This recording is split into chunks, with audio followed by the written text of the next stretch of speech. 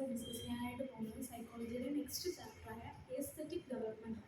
എന്താണ് aesthetic development? Aesthetic development external factors ഏതാണ്, അതിൻ്റെ ടീച്ചേഴ്സ് എങ്ങനെ ഏത് രീതിയിലാണ് കുട്ടികളെ എൻകറേജ് ചെയ്യേണ്ടത് എന്നൊക്കെയാണ് നമ്മൾ ഇന്നത്തെ ക്ലാസ്സിൽ ഡിസ്കസ് ചെയ്യാനായിട്ട് പോകുന്നത്. വളരെ ചെറിയൊരു ചാപ്റ്ററാണ് ഈ എസ്തെറ്റിക് ഡെവലപ്മെൻറ്റ് എന്ന് പറയുന്നത്. എന്താണ് എസ്തെറ്റിക്?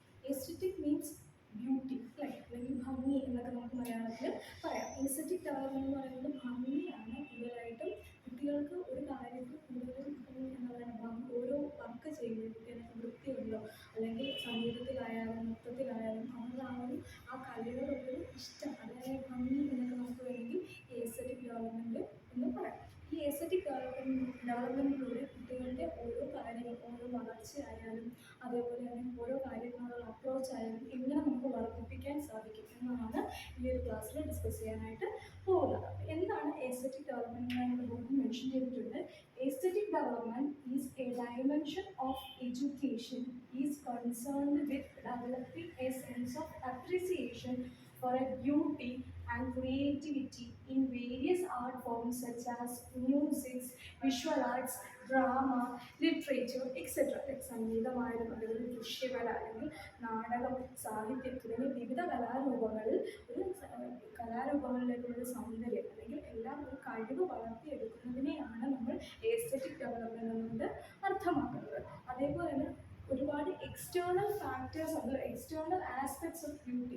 പലതരത്തിലാണ് കുട്ടികൾ ബ്യൂട്ടിയെ കണക്കാക്കുന്നത്. കുട്ടികളുടെ കണ്ണിൽ പലതരത്തിലാണ് ബ്യൂട്ടി കുട്ടികൾ അളക്കുന്നതും അതേപോലെ മെഷർ ചെയ്യുന്നത്. അതൊക്കെ ഏതൊക്കെ രീതിയിലാണ് ഉള്ളതാണ് ഇവിടെ കൊടുത്തിരിക്കുന്നത്. ഫസ്റ്റ് വൺ ആണ് കളേഴ്സ്. ഞാൻ ഓൾറെഡി നിങ്ങളോടൊക്കെ വർക്ക് ചെയ്യുമ്പോൾ ഒരു കാര്യം പറയും, കളർഫുൾ ആയിരിക്കണം. 3 to 6 ഇയേഴ്സുള്ള കുട്ടികളെയാണ്, പ്രൈമറി കുഞ്ഞുങ്ങളെയാണ് പഠിപ്പിക്കാൻ പോകുന്നത്. ഫസ്റ്റ് വൺ കളേഴ്സ് ആണ്. കളറിലൂടെ അവർക്ക് ആ ഒരു കാര്യത്തിലൂടെ അല്ലെങ്കിൽ അത് പഠിക്കാനായിട്ടൊരു ആകാംക്ഷ തോന്നുക, അട്രാക്ഷൻ തോന്നുക. കളറിലൂടെ കുട്ടികൾക്ക് കൂടുതലായിട്ട് ഇത് കൊള്ളാം, ഇതെനിക്ക് ബോർഡിലേക്ക് നോക്കാറുള്ളൂ. നമ്മൾ ബോർഡിലൊക്കെ ചെന്ന് കഴിഞ്ഞാൽ, ക്ലാസ്സിലൊക്കെ ചെന്ന് കഴിഞ്ഞാൽ ബോർഡിൽ പല കളർ, ഇപ്പോഴാണ് വൈറ്റ് ബോർഡൊക്കെ ആയത്, ബ്ലാക്ക് ബോർഡൊക്കെ ആവുന്ന സമയത്ത് പല കളർ ചോക്കുകളാണ് ഉള്ളത്. അതായത് പച്ച, മഞ്ഞ, നീല, അങ്ങനത്തെ പല കളർ. അപ്പോൾ കളറുകൾ നമ്മൾ ഓരോന്നായിട്ട് നമ്മൾ മെൻഷൻ ചെയ്ത് കാണിച്ചാൽ കുട്ടികൾ അതുമായിട്ട് കൂടുതൽ അട്രാക്റ്റ് ചെയ്യും.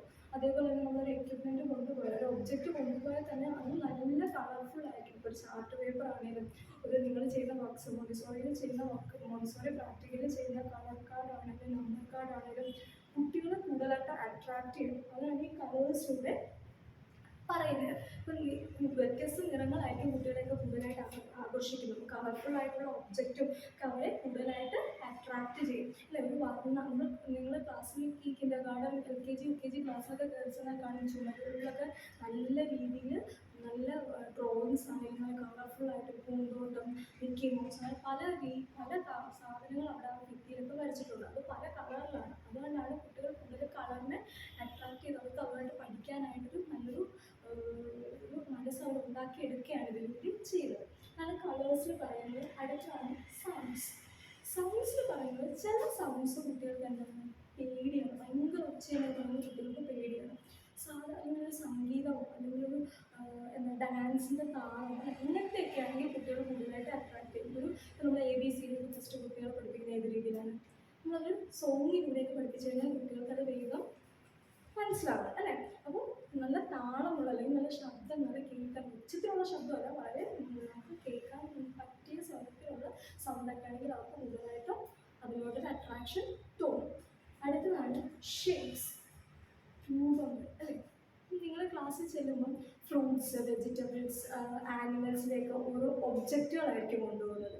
എങ്ങനെയായിരിക്കും? അല്ലെങ്കിൽ ഒരു കോളിഫ്ലവർ, അല്ലെങ്കിൽ ഒരു വെണ്ടയ്ക്ക, അല്ലെങ്കിൽ ഒരു വഴുതനങ്ങ, എല്ലാം ഇരിക്കുന്നതിന് ഒരു ഒബ്ജക്റ്റിലൂടെ കുട്ടികളെ കാണിക്കുമ്പോൾ ആ ഒബ്ജക്റ്റിന് പല കളേഴ്സ് ആയിരിക്കും.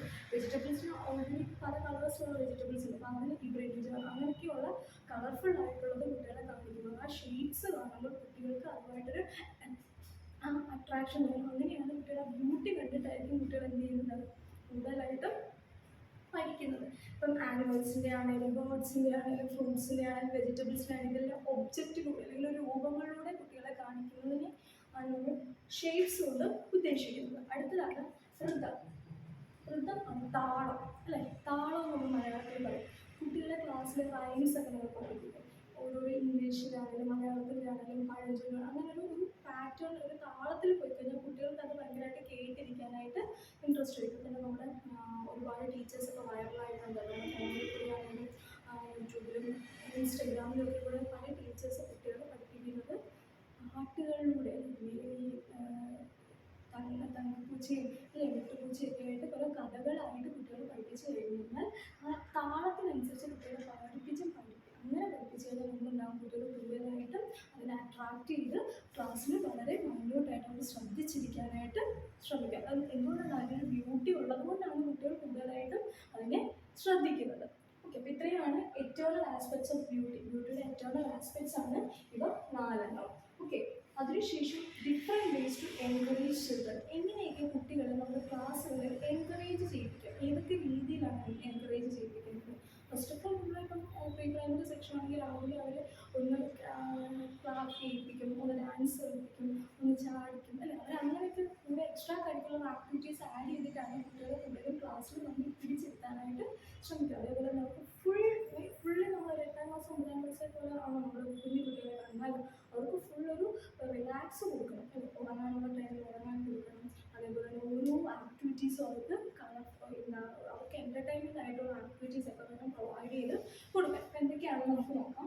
Teachers can give practice in singing songs, doing dance, nursery rhymes etcetera. Teachers ഇതിന് വേണ്ട പ്രാക്ടീസ് ഒക്കെ കൊടുക്കണം കുട്ടികൾ. ക്ലാസ്സിൽ നിങ്ങൾ കണ്ടിട്ടില്ലേ കുഞ്ഞു പിള്ളേരെ ക്ലാപ്പ് ചെയ്തും ഡാൻസ് കളിച്ചും അല്ലെ പാട്ട് പാടിയും ഒക്കെ ഓരോ കാര്യങ്ങളും കുട്ടികളെ പഠിപ്പിക്കുന്നു. അപ്പോൾ അതേ രീതിയിൽ പഠിപ്പിക്കുമ്പോൾ മാത്രമേ കുട്ടികൾ എന്ത് ചെയ്തുള്ളൂ, കൂടുതലായിട്ടും എൻകറേജ് ചെയ്ത് കുട്ടികൾ ആ പഠിക്കണം എന്നുള്ളൊരു ചിന്ത കുട്ടികളിലേക്ക് വരുത്തുള്ളൂ.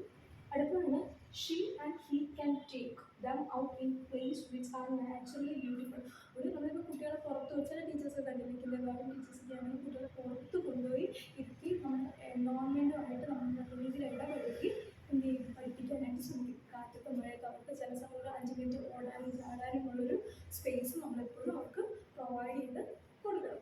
അടുത്തതാണ് she and he can take them out to museum park. കുട്ടികളെ ഫുൾ ടൈം നമ്മൾ എന്ത് ചെയ്യരുത്, ക്ലാസ്സിൽ തന്നെ ഇരുത്തുക മാത്രമല്ല ചെയ്യേണ്ടത്, പിന്നെ എന്തും കൂടെ ചെയ്യണം. നമ്മൾ ഫുൾ ടൈം ഇവരെ നമ്മൾ ഒന്ന് ഫീൽഡ് ട്രിപ്പോ അതേപോലെ തന്നെ സൂവിലാണെങ്കിലും ഇതിൻ്റെതാണെങ്കിലും മ്യൂസിയത്തിലാണെങ്കിലും പാർക്കുകളിലും ഒക്കെ കുട്ടികളെ കൊണ്ടുപോയി അവരുടെ മൈൻഡ് ഒന്ന് റീഫ്രഷ് ചെയ്ത് എടുക്കാനും കൂടി ടീച്ചേഴ്സ് ശ്രദ്ധിക്കണം. പ്രീ പ്രൈമറി ടീച്ചേഴ്സിന് ഇതിന് വളരെയധികം ഇമ്പോർട്ടൻസ് ഉണ്ട് ഈ പറയുന്ന കാര്യങ്ങൾ.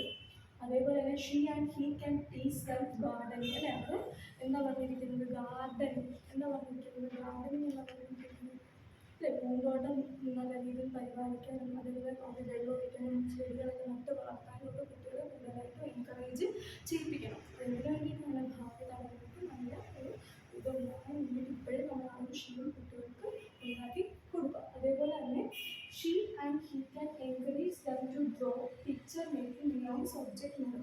വിവിധ തരത്തിലുള്ള ഒബ്ജക്റ്റുകളും മോഡലുകളൊക്കെ നിർമ്മിക്കാൻ ടീച്ചേഴ്സ് ഹെൽപ്പ് ചെയ്യുകയും വേണം. അവർക്ക് അതിന് കൂടുതൽ എൻകറേജ്മെൻറ്റ് നൽകുകയും വേണം. നമ്മൾ ഓർഗാനിക് ലാവ വരുന്നതൊക്കെ നമ്മൾ മോഡൽസ് ആക്കി ഒബ്ജക്റ്റ് ആക്കി കൊണ്ടുവരുന്നു. അതേപോലെ തന്നെ നമ്മുടെ ലെയേഴ്സ് ഓഫ് എർത്തിൻ്റെത് ഒരു മോഡലാക്കി കൊണ്ടുവരുന്നു, അല്ലെങ്കിൽ ലെയേഴ്സ് ഓഫ് സോയിലിൻ്റെ ലെയേഴ്സ് നമ്മൾ കുട്ടികളെ മോഡൽ ഉണ്ടാക്കി കൊണ്ടുവരുന്നു, സോളാർ സിസ്റ്റം ഉണ്ടാക്കിക്കുന്നു. ഇപ്പം ചെടികളിലാണെങ്കിൽ വിവിധ തരത്തിലുള്ള ചെടികൾ നിങ്ങൾ കളക്ട് ചെയ്ത് കൊണ്ടുവരാനായിട്ട് പറയുന്നു. അങ്ങനത്തെ കാര്യങ്ങൾ കൂടുതലും കുട്ടികളെ എൻകറേജ് ചെയ്യുക, പ്രാക്ടീസിലൂടെ അല്ലേ. നമ്മൾ ഈ മോണ്ടിസോറി മെത്തേഡിൽ തന്നെ എന്താ പറഞ്ഞിരിക്കുന്നത്, കുട്ടികളെ ഒരു ഒബ്ജക്റ്റ് കാണിച്ച് വേണം നമ്മൾ ഓരോ കാര്യങ്ങൾ പഠിപ്പിക്കാൻ. വെർച്വലായിട്ട് നമ്മളെല്ലാം കുട്ടികളെ കാണിക്കണം.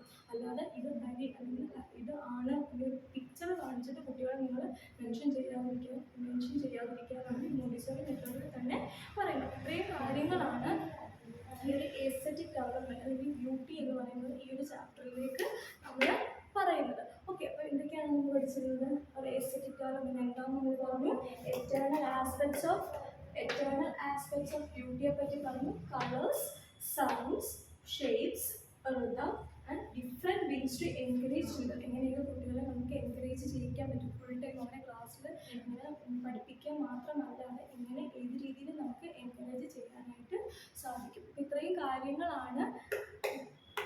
കാര്യങ്ങളാണ് നമ്മൾ ഈ ഒരു ചാപ്റ്ററിലൂടെ മനസ്സിലാക്കേണ്ടത്. ഓക്കെ, ഇത്രയേ ഉള്ളൂ ഈ ഒരു ചാപ്റ്റർ വായിച്ചു നോക്കാം. Thank you.